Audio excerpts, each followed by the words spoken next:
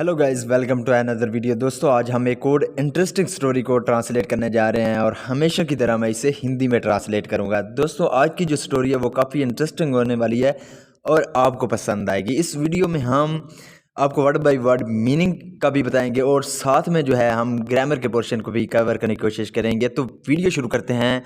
Video का जो title है वो है my back is itching. Itching का मतलब होता है खुजाना। तो माई बैक यानी कि मेरी जो पीठ है इज़ इचिंग, तो वो क्या कर रही है, खोज रही है। तो इसको हम यूँ भी कह सकते हैं कि मेरी पीठ पर खुजली हो रही है। तो ये था हमारा टाइटल। इसको मज़ीद पढ़ते हैं। One day a king saw a dirty beggar rubbing his back against the palace gates. One day एक दिन, अ किंग एक राजा, किंग कहते हैं राजा को, सॉ देखा। यहाँ पे सेकंड फॉर्म का यूज किया गया, सिंपल पास्ट टेंस का इस्तेमाल किया गया है। सॉ का मतलब होता है देखना, देखा।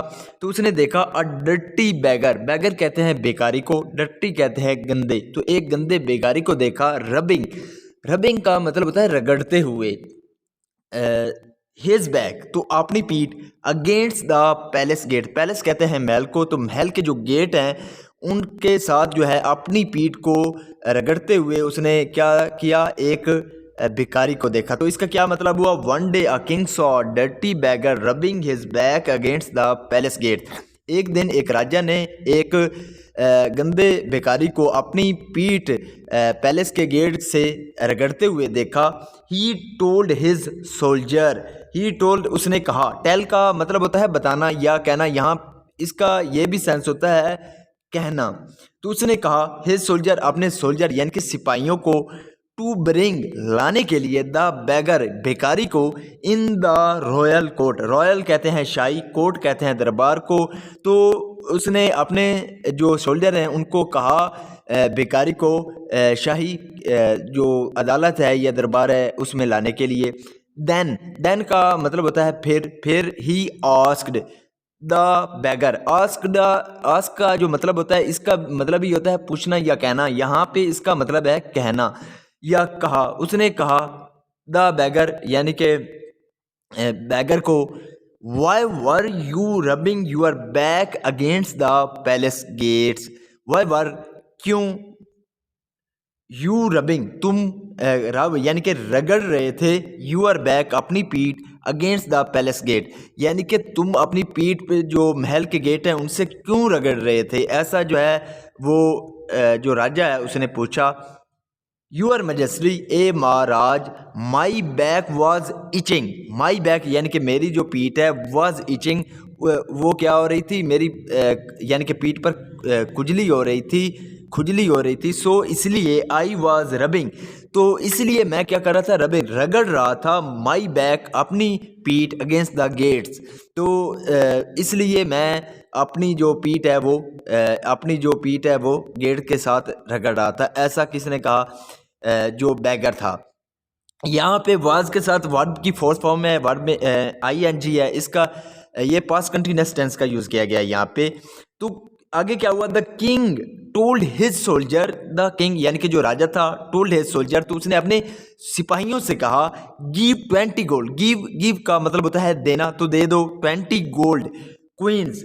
तो क्या दे दो, यानी कि जो सिक्के हैं सोने के वो दे दो to the beggar, beggar, beggar का मतलब होता है भिखारी, तो भिखारी को सोने के 20 सिक्के दे दो, ऐसा राजा ने कहा। Soon the news spread throughout the kingdom like a jungle fire.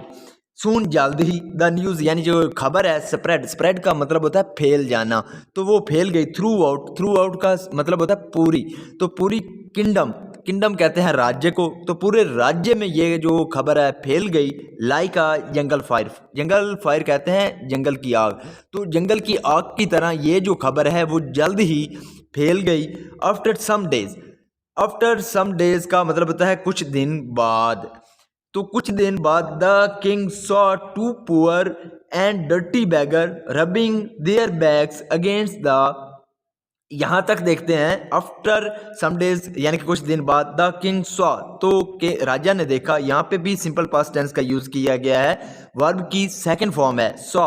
तो देखा टू पुअर यानी कि दो गरीब एंड डर्टी बैगर, और दो गंदे भिखारियों को रबिंग रगड़ते हुए देयर बैक्स उनकी पीठ अगेंस्ट द पैलेस गेट, तो पैलेस गेट के साथ अपनी जो है पीठ उसको रगड़ते हुए राजा ने दो गरीब और गंदे भिखारियों को देखा।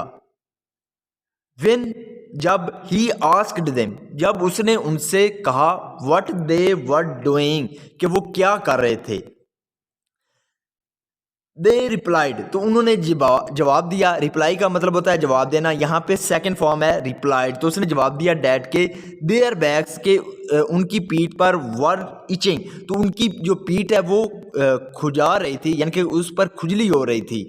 इचिंग का मतलब होता है खुजली होना। तो उन्होंने जवाब, राजा ने जब पूछा कि तुम क्या कर रहे थे, तो उन्होंने जवाब दिया कि उनकी पीठ पर खुजली हो रही थी। The king called his soldier, तो जो राजा था कॉल्ड, उसने बुलाया हिज सोल्जर्स अपने सिपाहियों को, एंड सेड, और कहा give these beggars 20 whip lashes on their backs to cure their itch. यहाँ तक देखते हैं गिव दीज बैगर यानी कि दे दो इन भिखारियों को, बैगर्स भिखारियों को कहते हैं, तो इन भिखारियों को दे दो 20 whip।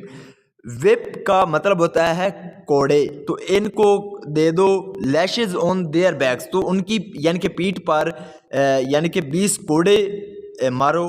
टू क्योर, तो इलाज करने के लिए, देयर इच, तो उनकी जो खुजली है उसका इलाज करने के लिए राजा ने कहा कि इन भिखारियों की पीठ पर 20 कोड़े मारो।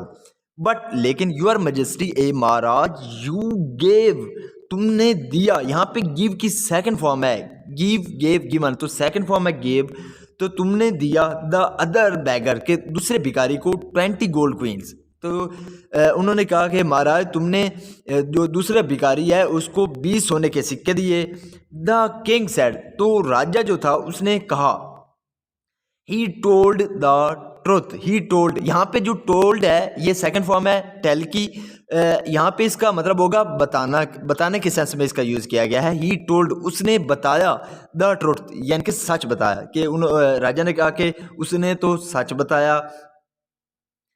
He was alone, he was वो था, अलोन यानी कि अकेला, तो वो अकेला था। सो इसलिए he could not scratch his own back, he could not, वो नहीं कर सका, स्क्रैच यानी कि वो नहीं खुजा सका, हिज ओन बैक, अपने आप अपनी कमर को खुजा नहीं सका क्योंकि वो अकेला था। बट लेकिन यू बोथ आर लायर्स, लेकिन तुम दोनों, और लायर्स, लायर कहते हैं झूठे को, तो तुम दोनों झूठे हो। You can scratch each others back, you can scratch, तुम खुजला सकते थे, ईच अदर्स बैक, यहाँ पे अपोस्ट्रोफी एस है जो कि की का मतलब देता है, तो तुम एक दूसरे की पीठ को खुजला सकते थे।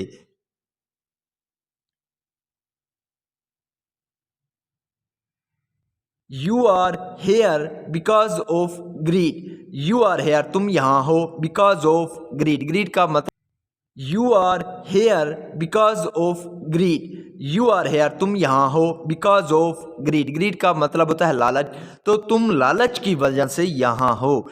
The two beggars felt ashamed, the two beggar यानी कि दोनों भिखारियों ने, फेल्ट यानी कि महसूस किया, अशेम्ड, अशेम्ड का मतलब होता है शर्मिंदगी, तो दोनों भिखारियों ने शर्मिंदगी महसूस की।